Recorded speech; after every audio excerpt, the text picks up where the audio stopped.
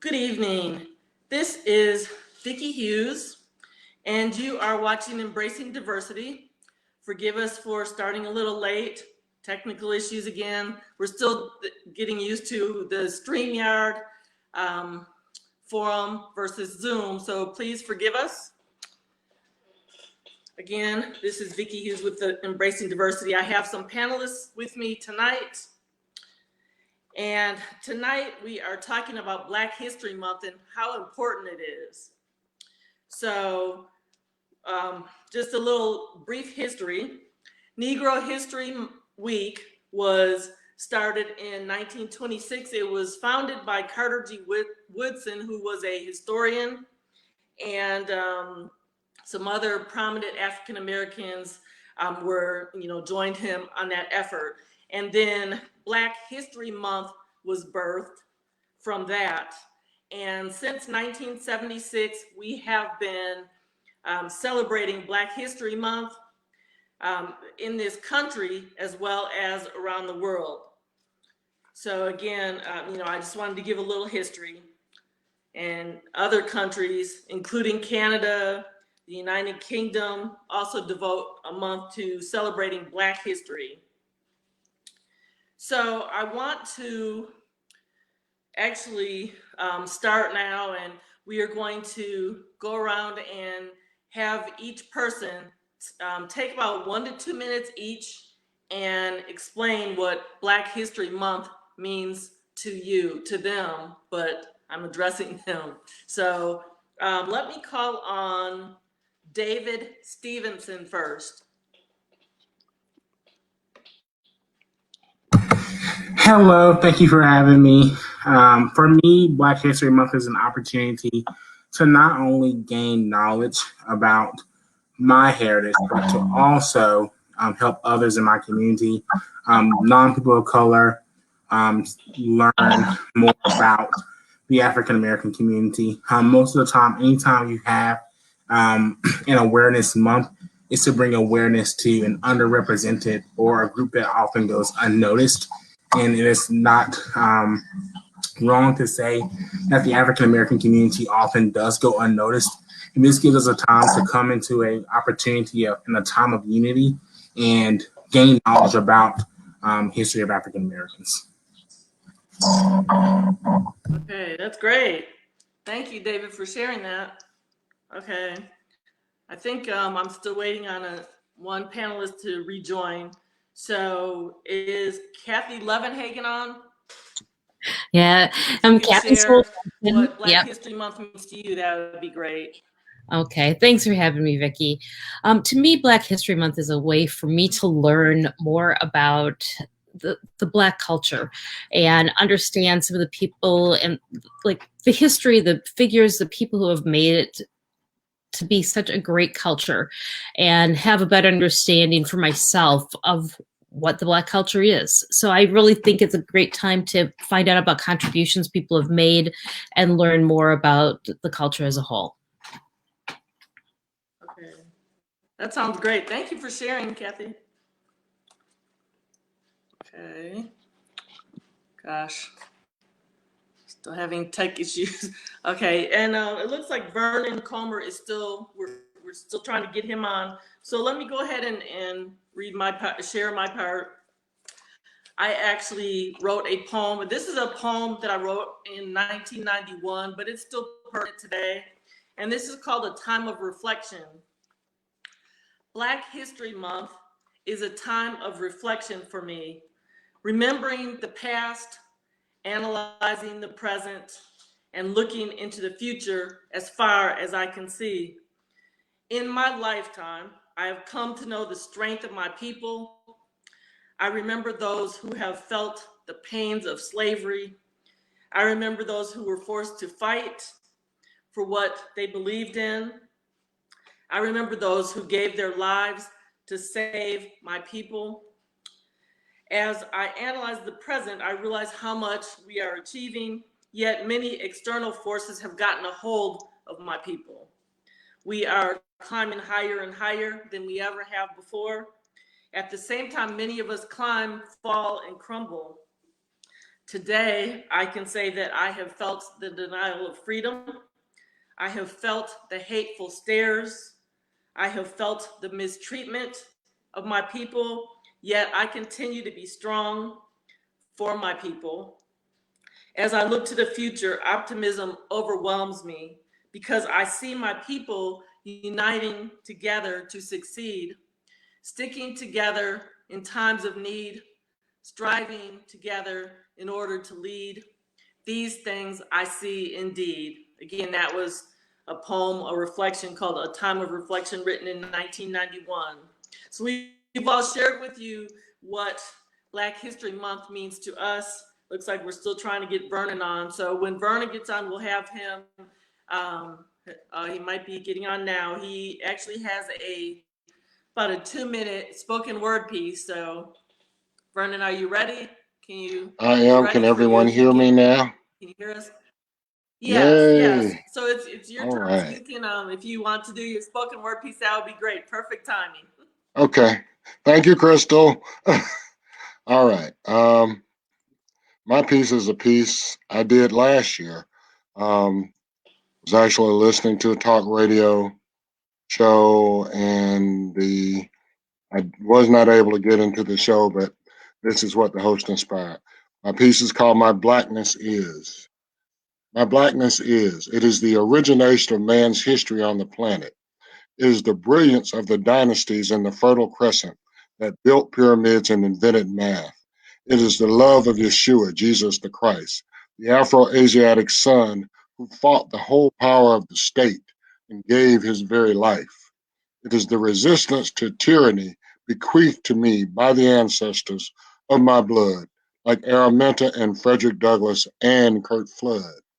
It is fighting the power, not succumbing to the lure of token prestige. It is empowering and doing for self, like Garvey and Dr. Albert Klieg, determined and focused to embrace our economic liberty, despite our sojourn from Middle Passage to now, striving to maintain our dignity. First and foremost, made in the image of the Most High, maintaining our humility as on bended knee we draw nigh. It is our strength despite our oppression, our tenacity in the midst of our repression, not being totally crazy and sticking to our insurrection. It is the shed blood of our present and past heroes like Sandra Bland and Emmett Till, even those whose names we don't know, heroes still, dying in a simple cause to proclaim our humanity, dying for us to live to fight another day, recognizing the snares that exist along the way, going back to fetch what was taken, speaking the truth to power and not being shaken, not quitting, not submitting, always faithful to the simple idea that all men are created equal and that we all, as African people, are free.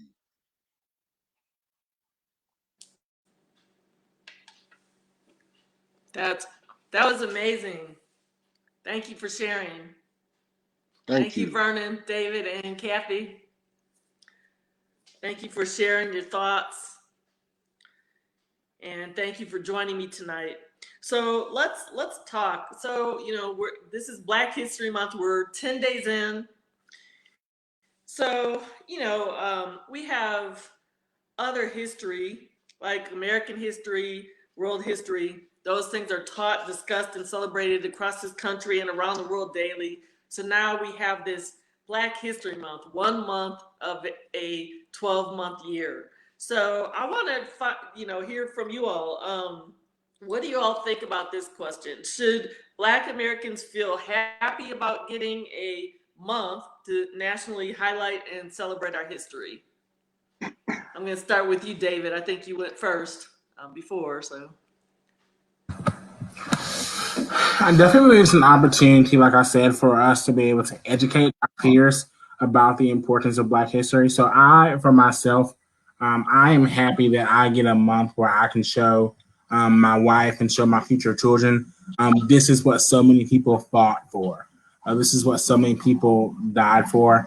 And so having the opportunity to share that with others is really fun. I always look forward to this month. So this is when I get to wear my dashiki to work one day. I work at a college, so we often will, the Black Student Union on campus will often do like a dashiki day or do some type of cultural awareness attire day. So this is the day that I get to wear that. And so this is the day that I get to just really embrace my culture and not feel like I have to not educate others about it. It's a time where I can share. And I think that while we get this month to highlight Black history, I believe that it's important that we share Black history every day. We shouldn't just put this stuff on a shelf and then take it down in February, then put it back on the shelf on March 1st. It's definitely an opportunity for us to continue the conversations of Black history with others. Yes, I agree with you. Kathy, do you have any comments? What do you think about us? Should we be happy with just having a month, or do you think it should be expanded? Well, I guess I feel like it should be expanded. I don't feel it should be something limited. It feels like it's a month and then we kind of forget about it. And personally, I don't think that that's right. It should be an ongoing and integrated, not just like one. It's good to have the special time, but I think it's also important that it gets more integrated into what we do. Because I feel like I'm continually learning so much more about Black history as I get older. And as a child, you only heard of a few, Black Americans. And, I feel like it's so important to learn the history of more people, because it's really unfortunate we don't know more about the history of the full culture. That to me, and I, as a teacher, I just think it's really important to share that. Okay, and tell me again, you're at a middle school? Well, I work with children who are students who are like juniors and seniors in high school in a program for manufacturing now, but I used to teach family consumer sciences at a middle school level. So I have taught quite a while, and now my thrust is more working with students to get them into the workplace. Okay, I guess it's since with COVID, I don't know if you guys are meeting face to face, but even online, I mean, have there been any lessons on Black Americans or just any highlights for Black History Month? And I am not the lead. Meeting face to face or? We do meet face to face because we are a small group, and we could break our students into 3 small cohorts and have enough spacing. So it's kind of a little different. We're not a regular public educational facility. We're nonprofit, and I am not in charge of like the educational piece. So there has not been a lot about Black history in our current curriculum. But it is something that I can address. And I haven't been there that long. At my prior workplace, your curriculum gets set up early on. And in family consumer sciences, it wasn't something I'd always thought about, Vicki. And then one of the last years I taught, I thought, well, why don't we spend some time talking about people who maybe be involved in food? So I did. Not that it was probably fair, but I took like George Washington Carver, and I was amazed at how many students had never heard of George Washington Carver. It shocked me because I'm thinking this should be something that I, as a child, was taught. Like, why are they not learning about him? He's a brilliant man who had so many contributions. So we spent some time talking about him. And then since it was a foods class, I did I gave them all different famous chefs and included people from various cultures in that mix so that they would learn about different chefs. So it wasn't necessarily just Black, but it was a variety, which I thought was also important because every culture adds to food. And so that's why I did it that way. But I still feel like during Black History Month, I did, attempt to do something. I can't say it was great. It was just kind of a dipping the toe in the water, but it was eye-opening to me how little the students knew. And that made me sad. I thought they should know more. Absolutely. I agree. I wish that the schools would just incorporate Black history into their curriculum each week, each month, throughout the year. So, Verna, what do you think about that? Are you happy about we have the month of February? Is that enough for you? Um, Definitely not, Vicky. Are you, Perspective wise, um, I grew up in a small town in Alabama called Tuskegee. And anybody that's in education has heard of Tuskegee okay. Institute.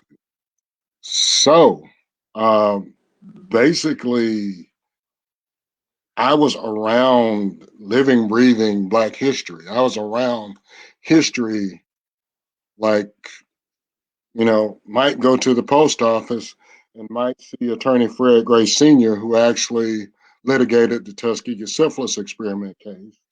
And actually, his son is a good friend of mine. Or when I was a Boy Scout, for example, when I took my aviation merit badge, my teacher was Chief Alfred Anderson, who was the senior crew chief for the Tuskegee Airmen and taught a lot of them how to fly. I mean, I remember going up in a little Piper the first time with Chief Anderson, and it was just like, oh my God. And I didn't really grasp who he really was until I just was like, I got down on the ground and I'm like, Tuskegee Airmen, oh my God. Um, but I grew up around history. Carver Museum on Tuskegee's campus. Booker T. Washington founded Tuskegee Institute. Um, so that was part of my upbringing. That was part of my just every time, all the things we did in school. There were projects you had when you had to go up on campus, meet with a professor, talk with, or go to the city, talk with a city official. Um, and I took a lot of it for granted.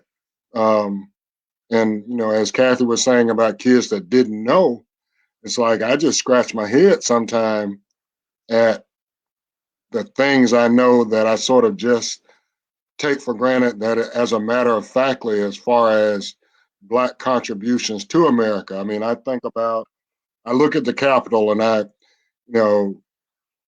notwithstanding the ridiculousness that happened on January 6th, but I look at the Capitol and the Capitol was laid out by Benjamin Banneker, a Black man.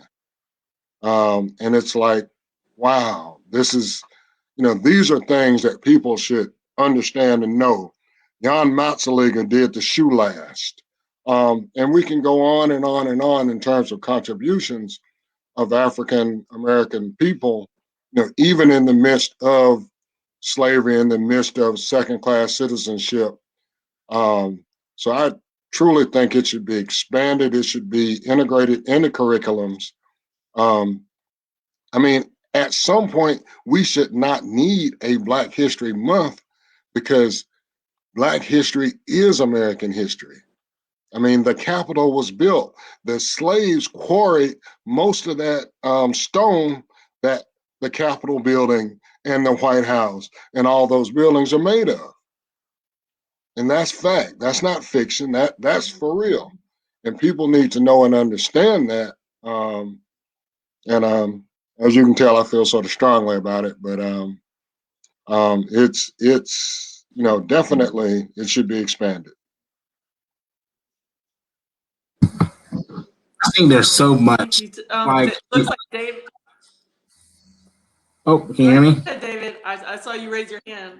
Looks like you have a comment. I think, Go ahead. like Brian was saying, like there's so much history that we don't get taught in schools. Like I was fortunate for the first 5 years of my life, I went to a public school, and then around the fourth grade, my parents transferred me to a school in Winston-Salem that was what my teachers used to say, FUBU, for us, by us. It was an African American school that was founded by an African American pastor.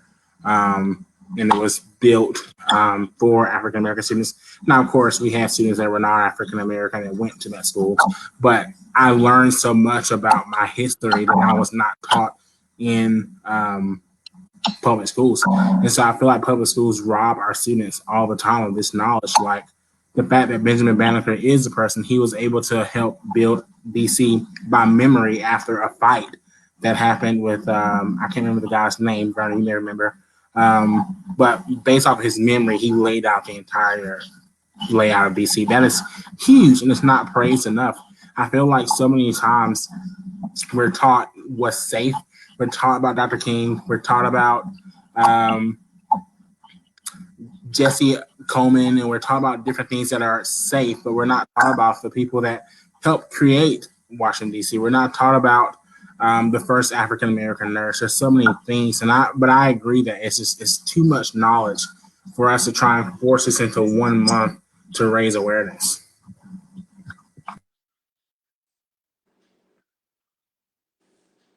Yes, Kathy and I both, we grew up in the same suburb of Milwaukee, Wisconsin. We went to the same middle school, high school. I don't know about elementary school, but high school. I can honestly say, I'm trying to remember back that far, but this was a predominantly white school. And I remember.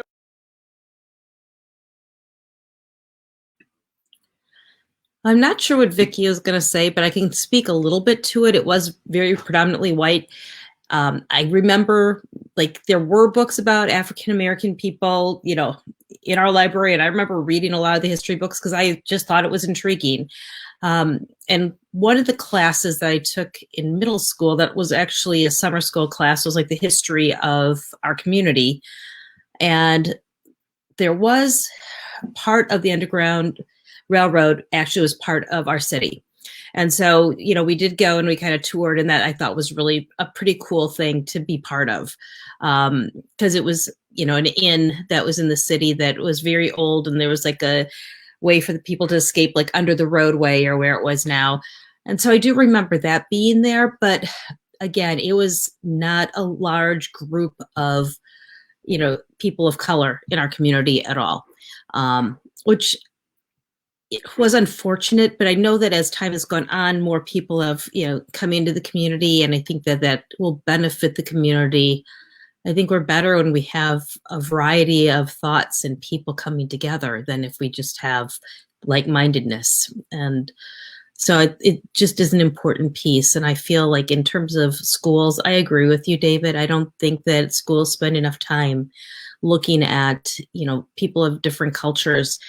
And I don't know if it's just there's so much to shove in, but they shouldn't be overlooking different, people who have helped to build this, because I know Benjamin Banneker was really important in DC, because as Pierre L'Enfant kind of laid out, who designed it. Was that the name you're looking for? And then Benjamin Banneker, I know was very involved in it. But again, you don't always hear there's a lot of people who made some huge contributions. And my husband was watching a show the other night. Unfortunately, I had to miss because I was in a different meeting. And, it's just always interesting. I love like watching PBS, and because sometimes they'll go into some deeper history of things than what I understood. And I just really appreciate that and continue to learn more because I feel like I don't know enough. Very well. I think that's a perfect segue to talk about who should care about our Black History Month. Who should it be? Should it just be African Americans or that care about it, that feel that this is a time for us to celebrate, or should all Americans care about Black History Month? And what role does that work? And Vernon, if you want to answer first. Yeah, I definitely think that all Americans should care about Black history and want to learn about Black contributions to America.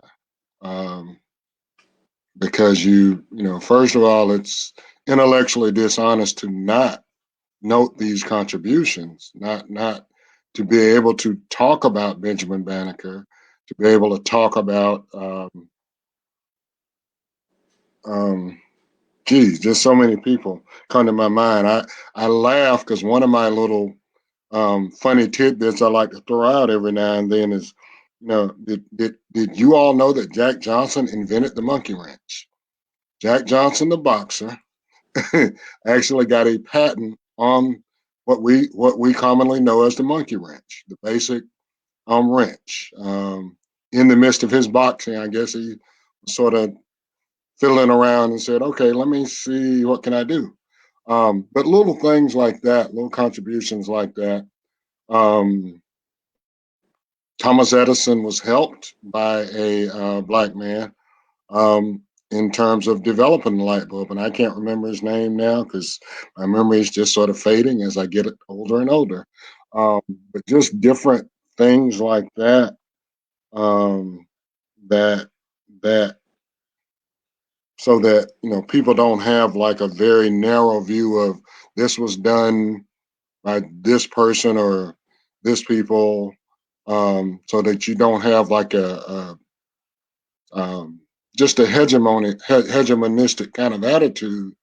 Because one of the things that is sort of tweaks me is hearing about American exceptionalism, and America is such a diverse place. When I was younger, I lived in Huntsville, Alabama briefly, and when I lived in Huntsville, it was actually the beginning of the space program, and my father actually worked with. He was a electrician slash whatever, but he and there was a little small group of them that actually worked with Dr. von Braun. They weren't scientists per se, but some of the electrical things that Dr. von Braun did, and Dr. von Braun from Germany was the father of our space program. He's responsible for ultimately for America getting to the moon first. So, those kind of things, that people need to know, need to really realize and understand. It wasn't just white men from here, from America, that did everything. Kathy, would you like to share?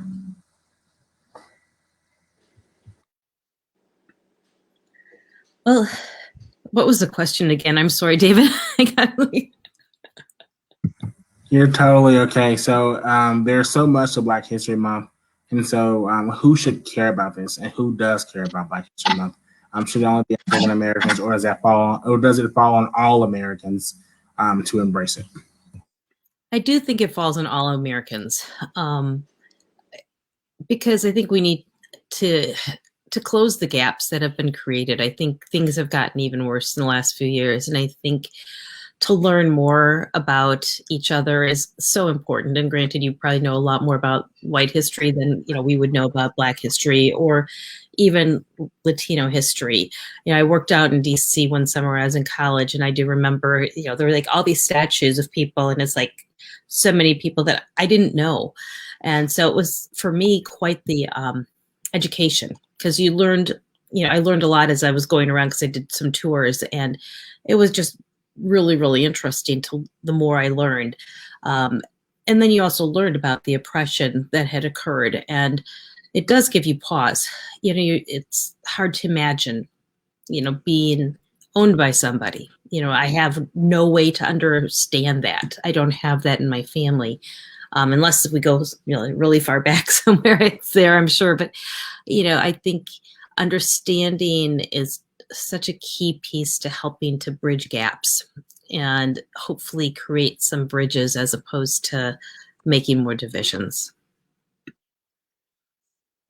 I definitely agree with that. No, Vicky, you go. I was just gonna say that if I don't get cut off again, I was gonna say I believe that everybody should be interested in Black history and know about it.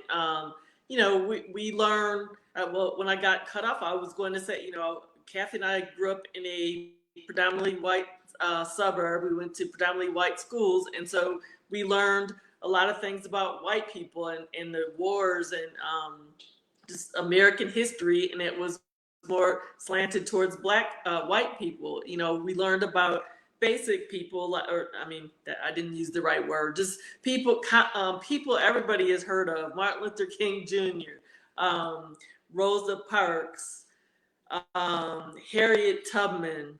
There were 3 to 5 people that we learned about, and that's it. And my thing is, if more people, specifically white people, but just any ethnicity, if the more people know about Black people, then it will dispel some of the stereotypes about us, and people won't think that we're lazy and we're stupid, and that we like to commit crimes and all these different stereotypes that are around, that we're inferior, and white people should treat us like they're superior, we're inferior. Perhaps that would improve things if people knew that there are Black engineers, architects, librarians, Black lawyers, Black physicians. There are Black people in every field. When I lived in Phoenix, Arizona, I had a friend, a Black female who was, at the time, I think she was late 20s, early 30s. She was actually a geologist. So, I think people need to know who we really are, and that we're really not that different from white people. We can excel as well. So that's what I wanted to say about that. But I think, David, you were going to say something next? Okay. No, like 100%. You guys are all right. I was thinking. I once saw I can't remember if I was on Facebook or somewhere. I once saw where this teacher made this door design. This is a teacher at a middle school celebrating African Americans and celebrating Black History Month, and it said they did not steal slaves. They stole astronauts. They stole doctors. They stole lawyers. They stole all kinds of people with amazing stories.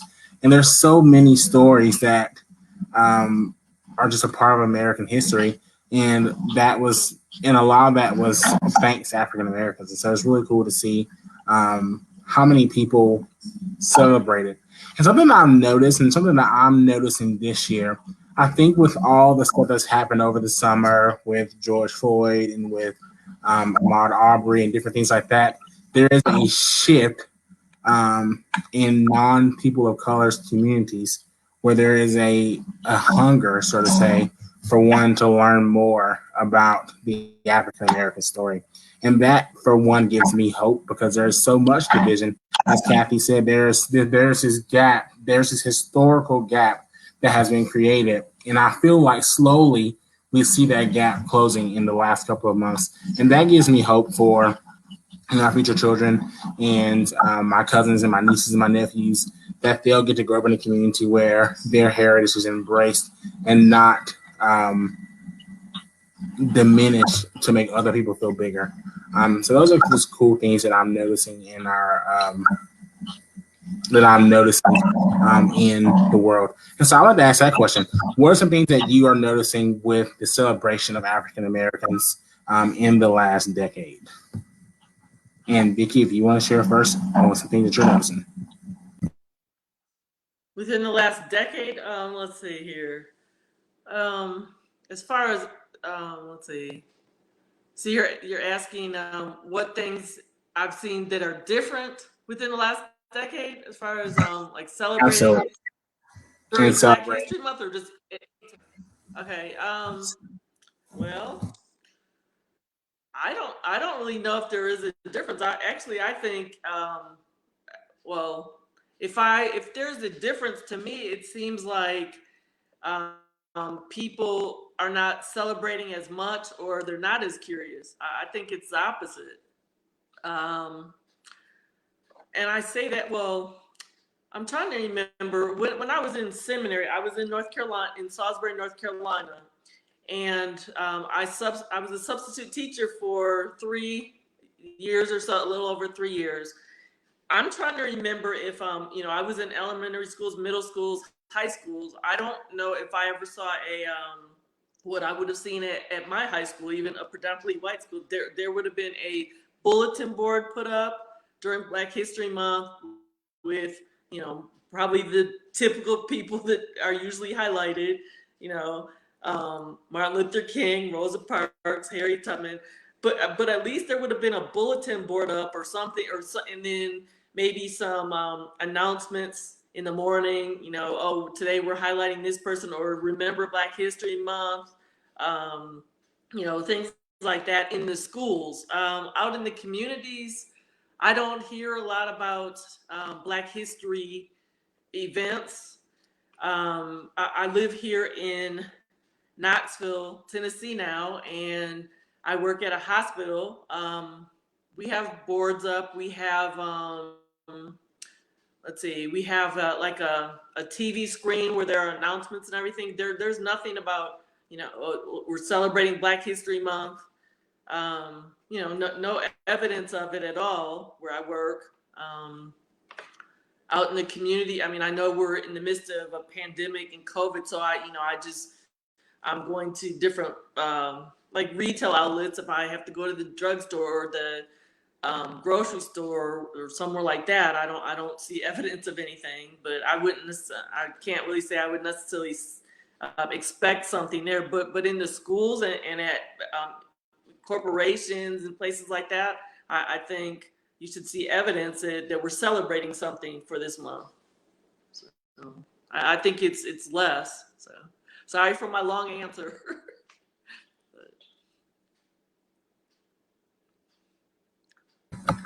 That's it. Anybody else have a comment? I mean, Well, actually, from my seen perspective, this year I feel like I've seen more than I had in the past in terms of like in the Milwaukee area, some of the billboards that, you know, change, that are more electronics. I see like the first African-American nurse, and they have like they're putting, you know, predominant Black figures on the bulletin boards, which I don't remember ever seeing in my life. So I thought that has been something new. And I feel on the news, or locally, they are highlighting more events that are going on and things that people are doing that are positive. That's what I'm seeing this year. And I feel like it's different than other years. I feel like there's more of a focus than what I've seen in the past.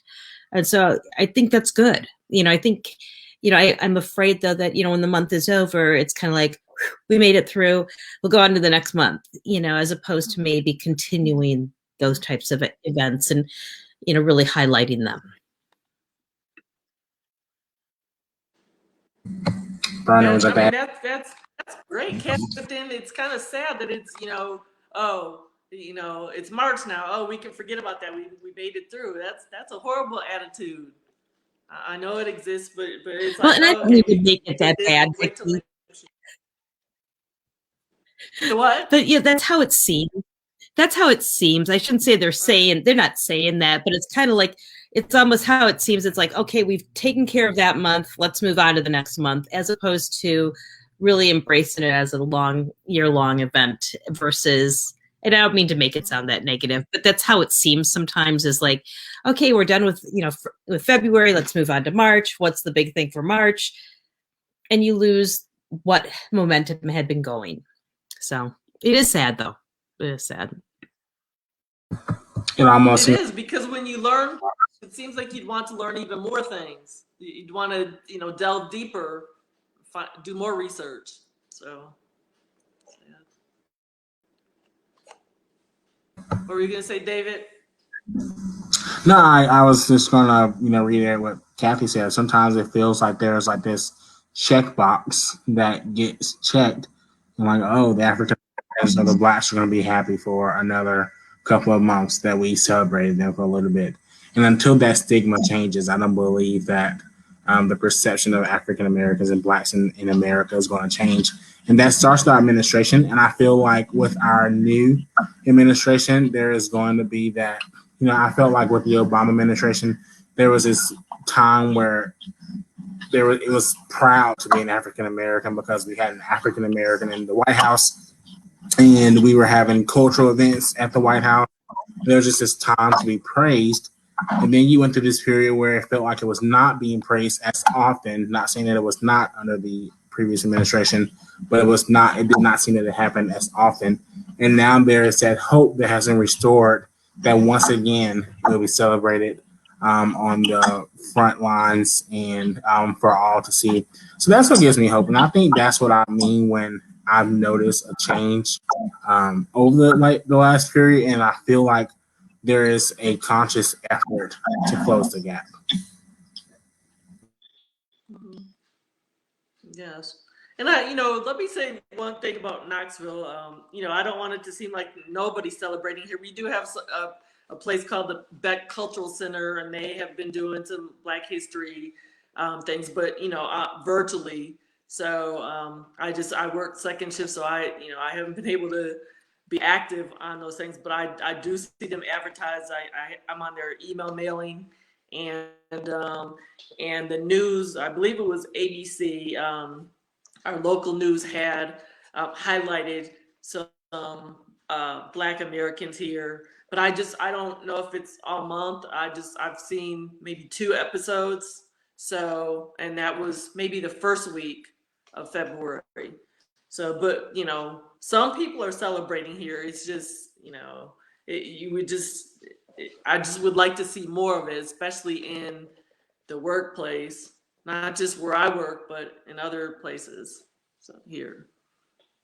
So, Vernon, do you have any comments? Yeah, one of the Just kind things of that young. I guess one of my observations um, here in Atlanta, um, and Vicky, going to school here, you've got like a lot of different activities going on. And even with COVID, you've got virtual things going on. And that sort of sometime, it's great that you've got a bunch of things happening, but sometimes it's so spread out that you're just sort of like, okay, well, I want to go to this, but then I want to go to that. Um, for example, there were at least 4 different organizations doing things around Kwanzaa, and I actually had to pick and choose which organization Mhm. things I did for each night of Kwanzaa. And I was like, okay, well, I'm gonna try this organization's thing and this organization's thing, and I'm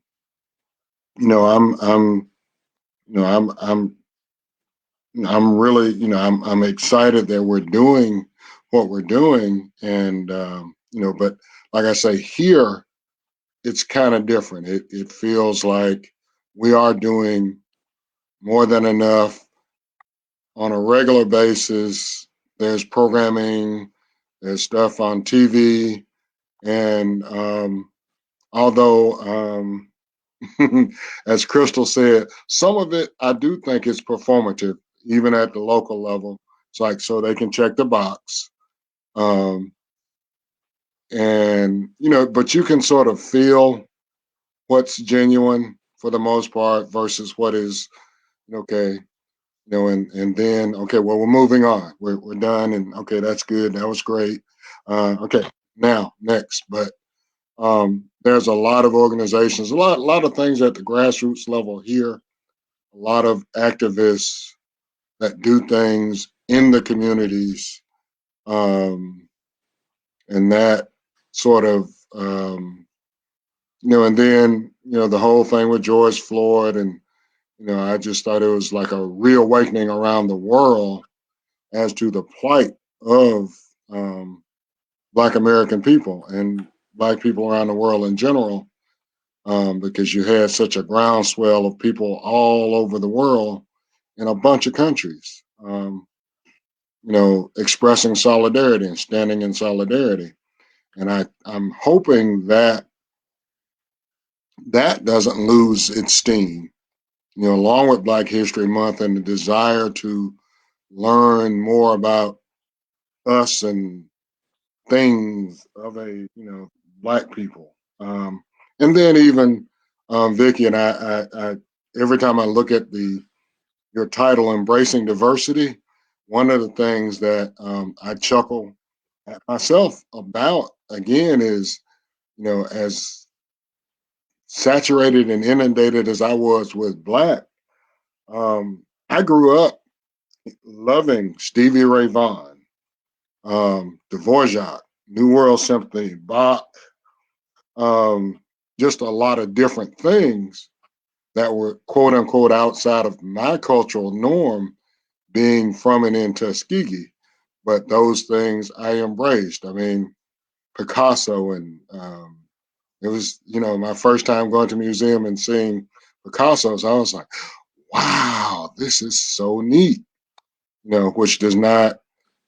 I didn't forsake Edmund Barth or any of the black painters or any of that, but there's a lot to embracing the totality of all that there is out there. If you're, yes, I love my culture, but there's so much that the world has to offer in general that is so just awesome. Mhm. I can relate to what you just said, Vernon. But what I want to say is, I can't speak for your family, but my parents made me learn things outside of my culture. I have a younger brother. He's 5 years younger. So as a family, we went to museums and art exhibits. I grew up playing violin and piano. I'm classically trained. So, my parents made sure that we were exposed to other cultures and just had experiences that were not the norm. And I don't know, I think because I was raised like that, that's carried over into adulthood. I always want to learn new things and experience things that I don't do every day. So I don't know if do you feel like it was because of your parents that, I why you were I exposed was to other things, or was that your own curiosity? probably 50-50. Because my mother was a nurse slash educator. Mm-hmm. And, she exposed me to different things. I mean, but it was and most of my was my just being different and sort of seeking on my own or just wanting to hear something, yeah, I love the OJs and I love George Clinton Parliament Funkadelic, but, man, Stevie Ray Vaughan. I mean, and the thing of it is, I listen to Stevie Ray Vaughan, I listen to Jimi Hendrix, and I'm just like, wow, similar. It's like I'm sure they borrowed from each other in their, heyday, but just a lot of that was, my seeking and my sort of just, like, wow, this is, not being afraid to do something different outside of the quote unquote mainstream. And once again, Tuskegee at the time, you know, anything and everything that was black was in Tuskegee. I mean, Tuskegee's the home of the Commodores, and I love the Commodores.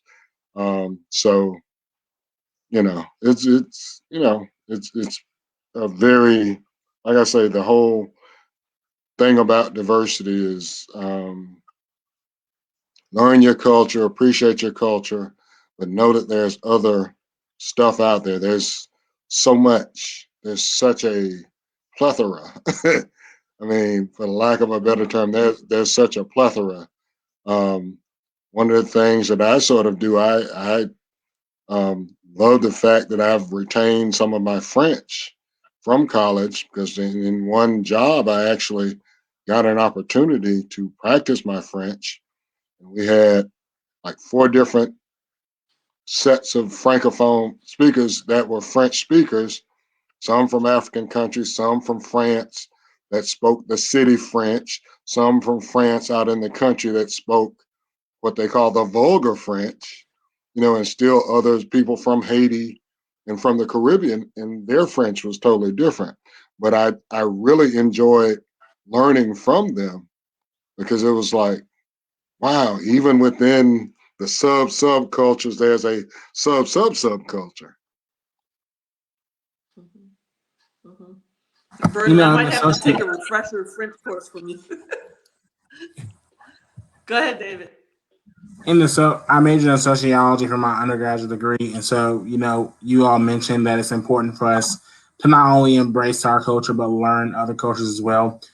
We have a term that we call um, cultural capital, and I think that is very important that we are always trying to find ways to enhance our cultural capital. So that's taking our children to go to see the opera, taking our children to go see the Nutcracker, taking them to go to museums like your parents did. There is really that importance of embracing. There's really that importance of embracing all cultures. I think it's a great segue into our kind of like our last kind of question of the day, of the night, in saying, should all schools and churches be required to teach African American history, teach Black history? Should that be a requirement, and what should that look like? And Kathy, you want to go first, or I can go first and answer that? I can go first. I believe schools is a great place to start. And the thing is, I think, public education, you can do that. I think that's a way to really begin. Churches, I think, become a little more difficult. I don't know, maybe there's a better way to do it than what I'm thinking. I don't have any solutions. But I think sometimes churches, because of, where they come from and how they've evolved, may be a little more challenging. But still, it's important because, Jesus Christ is not white like we kind of picture him. He is Black. And I think, our image is so different based on like paintings we've gotten from Da Vinci and whatnot. So over time, it's so important that we look at who our Black leaders are in our churches, and bring in speakers. I know our church tries to bring in people from diverse backgrounds, and people to speak from various parts of the city of Milwaukee. And I think that is key, because I think it's helpful to us to understand how people, are perceiving us maybe, or are concerned. I mean, I'm part of a food program, and we go into Milwaukee and serve meals a couple times a year. And that outreach is really important. So I think for churches to have a better understanding culturally really is helpful. And sometimes they're just they don't have a lot of diversity within their own church. At least that's my experience. There's not a lot of diversity within my church, at least locally. I mean, internationally there is. But I do think we do need to start looking at ways to incorporate it throughout the full curriculum in schools. I think is really important. Shouldn't just be reserved for February.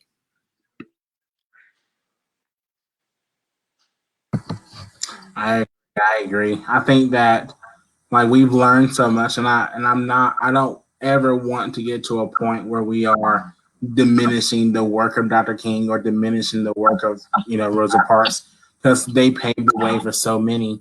But I wish that schools would push education of other important African Americans as well, in making sure that students are learning about all the people that have had an effect on our history.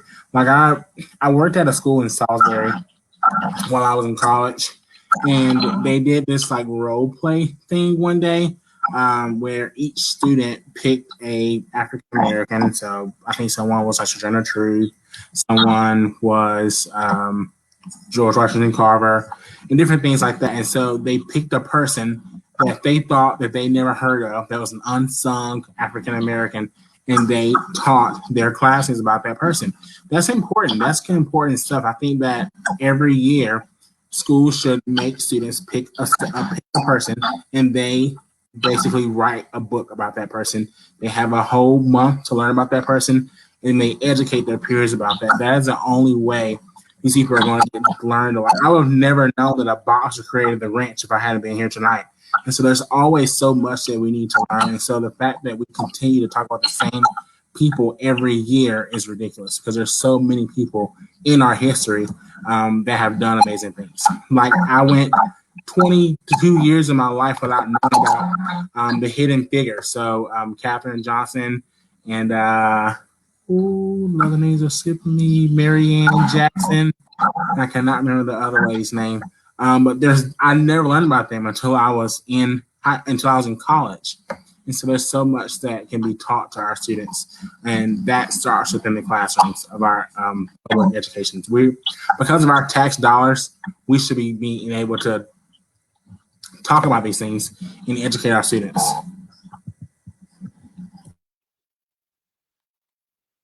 That's so true. Vernon, do you have any comments? I do. Any of us? Schools definitely. One of my experiences. Um, when I first started elementary school, I was living in Huntsville, Alabama, which was North Alabama, and at the time, North Alabama was a little more progressive than the southern part of Alabama.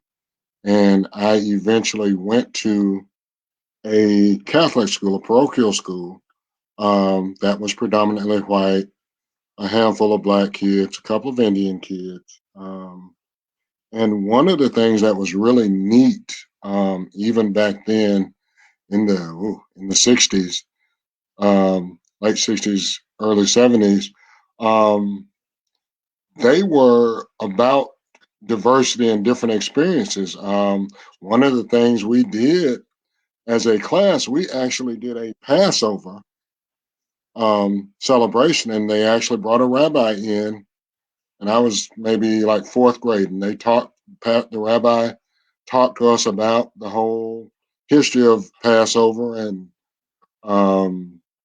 we actually had the food, the unleavened bread, and the Herosians, and that was one of the experiences that was like, wow, this is neat.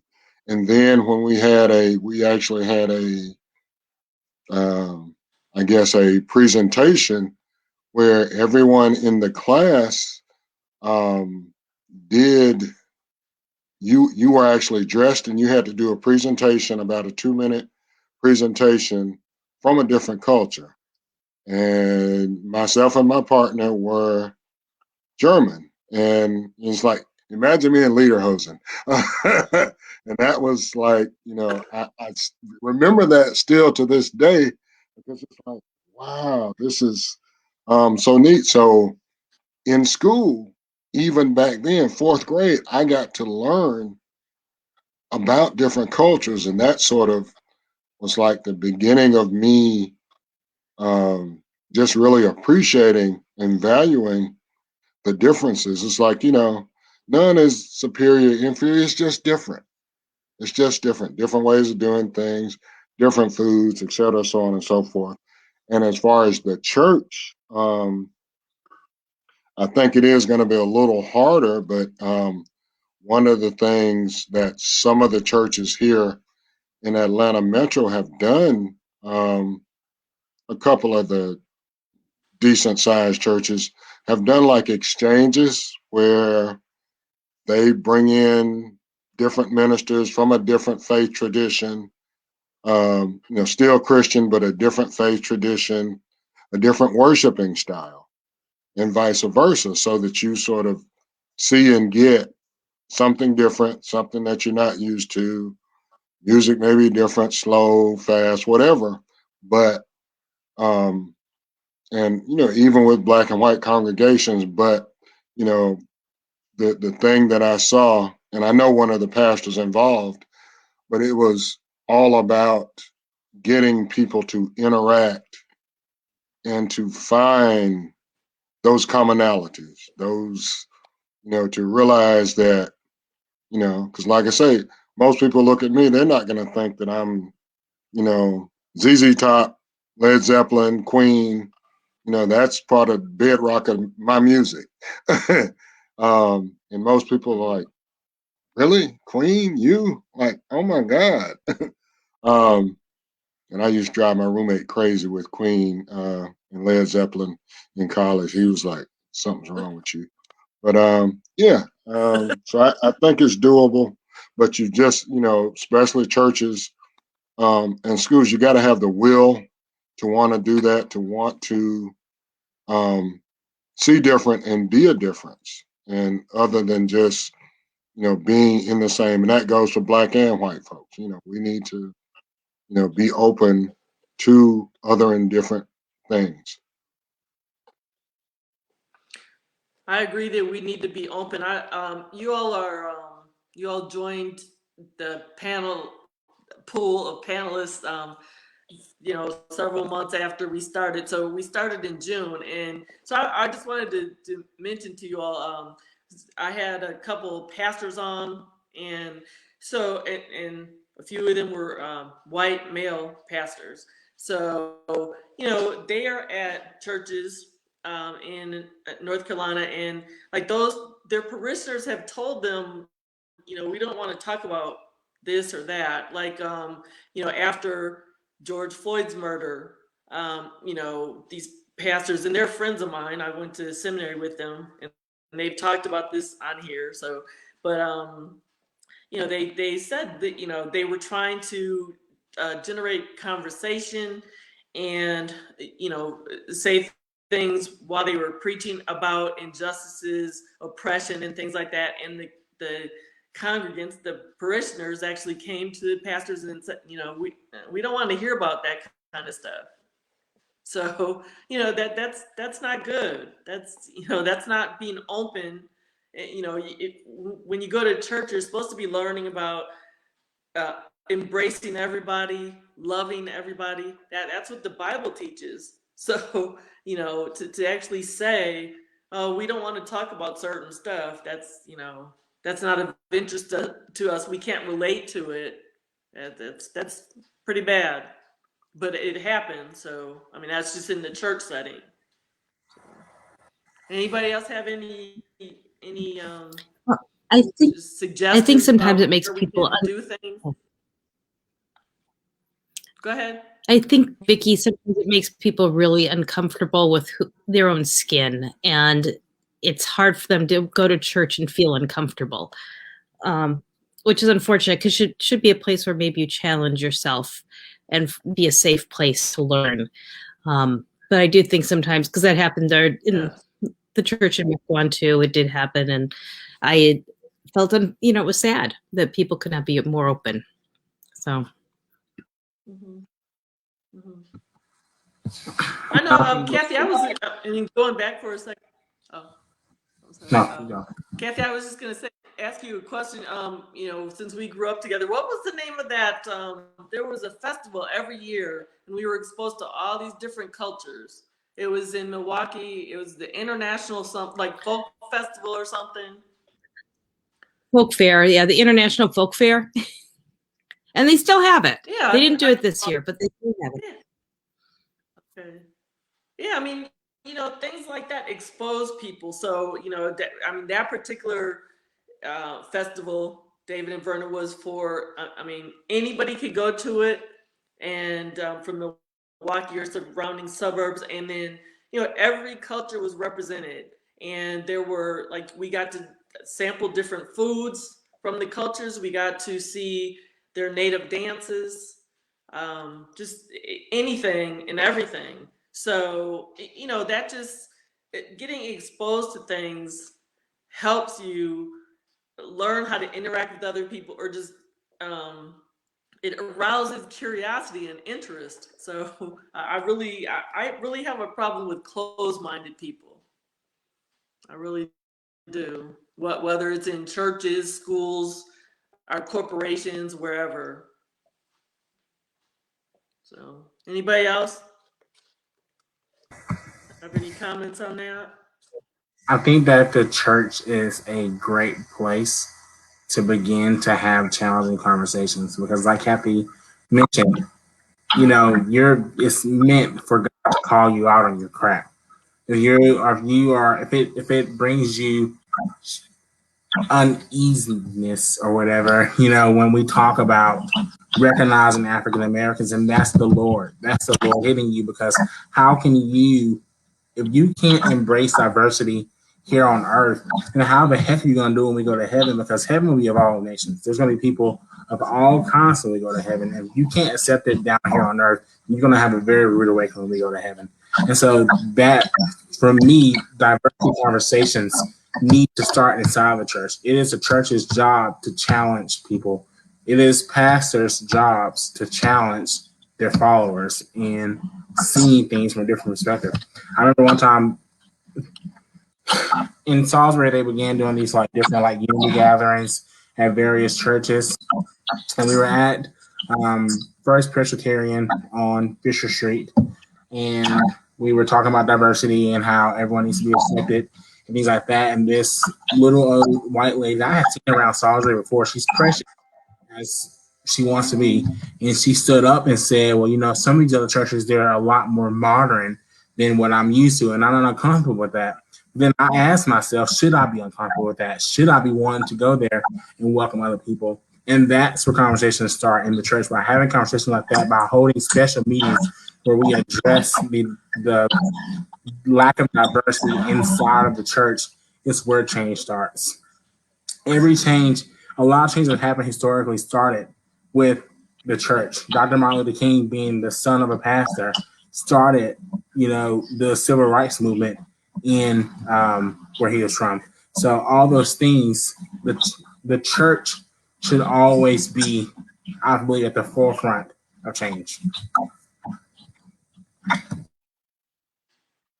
I agree. I think, sometimes people, I'm talking about pastors, people are scared of losing their jobs if they try to force people to talk about things they don't want to talk about, or to hear things that, they don't want to talk about. Like in churches, pastors can get voted out, so people will lose their jobs over it.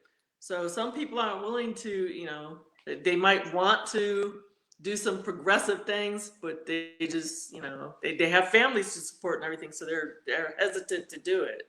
So it's quite unfortunate, and if we think about corporations and agencies, nonprofits, most of them, I would say, have these diversity and inclusion statements or some kind of something in place, but then like you all have said, people just check a box. Okay, we have this program, but then to me, like embracing Black History Month, or coming up with a month to highlight Native Americans or Asian Americans or Latina Americans, to have different celebrations or just recognitions throughout the year, that would make sense. That would those are things that should fit into a diversity program if you have one at, wherever you're employed. So but a lot of that's not going on. So Vernon, do you have any comments? Basically, an Try amen to give to all of everybody that. equal time. An amen to Huh? all of that. An amen and an amen and an amen. Uh, I've fumbled around in corporate and actually had to engage EEO a couple of times with different employers. Um, and it is sad because they actually have staff, and they've taken the time, and they've actually got attorneys that have written all these glowing statements and talking about diversity, but then they still, go back to the same old, here we go. And then you gotta sit there and fight, and sometime even be ostracized, because you have, there are people, your colleagues, that, oh, I don't want to rock the boat because I may get promoted, and if I say something to support you, then I'm going to be looked at as a troublemaker like you, and blah blah blah. And it's like, okay, so, and I've been a troublemaker. I don't have a problem with it. Unfortunately, I've been the one who takes the path less traveled in my lifetime for whatever reason. The Lord just made me that way, so I embrace it. So, but I think what everybody said is an amen. And as you said, David, the church should lead. The church should be the example. The church should be what the world is looking at in terms of exemplifying that the body of Christ, not just looking homogeneous. It should be a diverse mix of people who fear and love the Lord. So Mhm. Yes, and I mean, of course, diversity isn't just about race either. I mean, diversity includes, people who are have mental and physical challenges or disabilities, handicaps. It includes the LGBTQ community. So, gender, race, religion. It includes all of it. So, it's just interesting how our society is, how we really don't embrace diversity.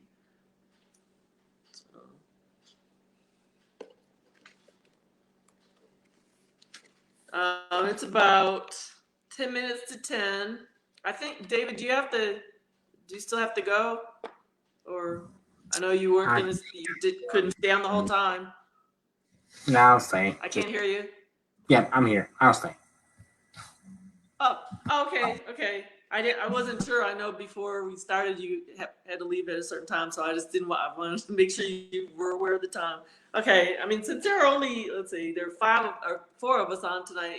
We don't have to. We started 10 minutes late, but we don't necessarily have to stay on a whole another 20 minutes. But if it, does anybody else have any comments or questions before we start, making closing statements? Does anybody want to throw out a question or comment for us to dialogue about?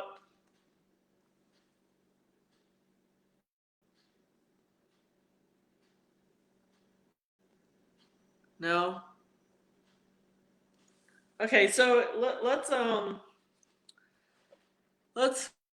kind of close everything out by just really talking directly to the audience, to our viewers, and just give some maybe final thoughts, ideas about how we can all really embrace Black History Month and other diversity efforts as well.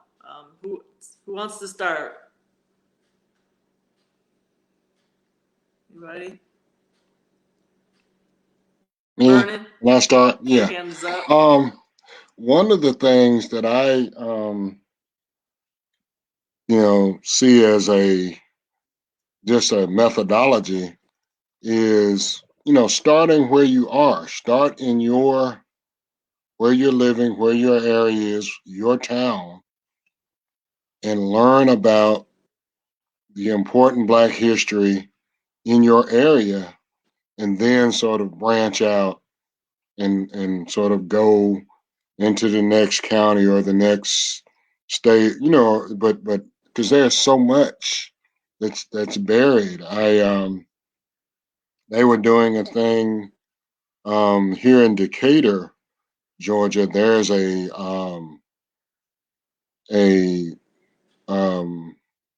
they were talking about how, with the population shifts and everything, one area of downtown Decatur, they're actually trying to make it a historic site because there was a large, vibrant Black community there that was sort of similar to Sweet Auburn District back in the 20s and 30s.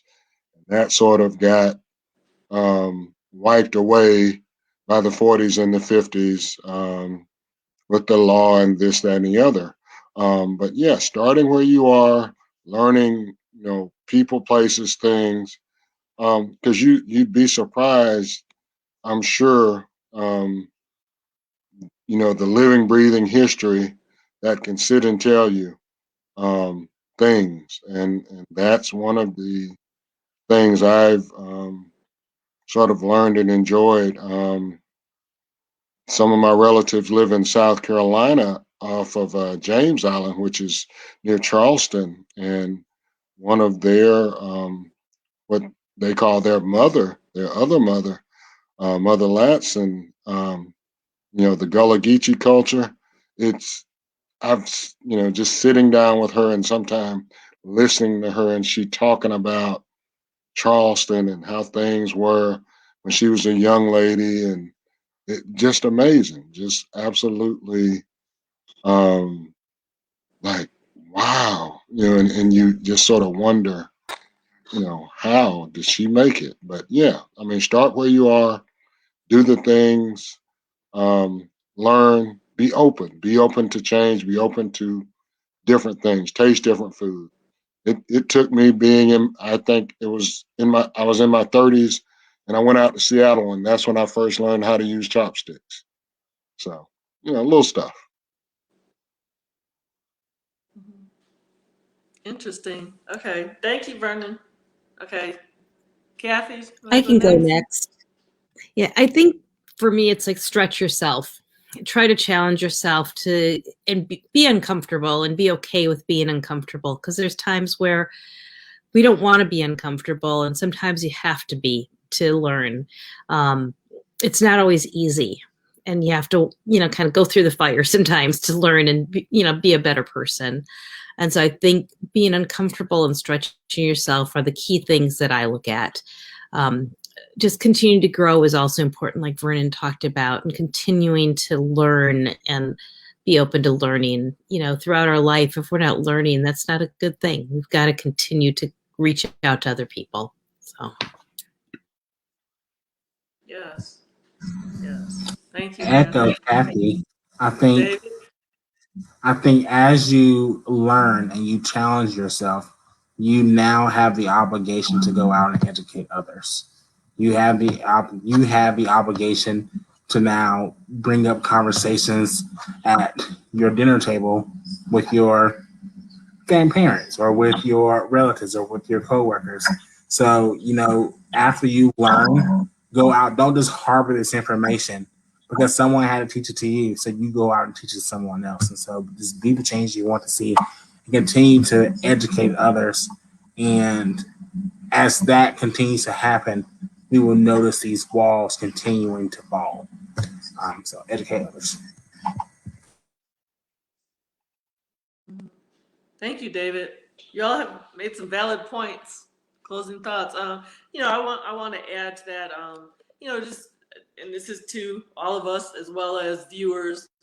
I just encourage all of us to, talk to people who are different from us. I mean, intentionally seek out other people who are different from us. And one thing I also want to say is I encourage all of us to really talk to middle-aged people and especially senior citizens because they have a wealth of knowledge, a wealth of history that we need to know, whether it's about our own cultures or other people's cultures. Um, my mother is a senior citizen. She's in her early 80s, and we were talking either yesterday or the day before. We were talking about Black history versus American history. And, one thing she said is that we make new history every day. So it's good to know about the past, people from our history, all different ethnicities, everything that happened in the past. But then, now we're in the present. And so people make history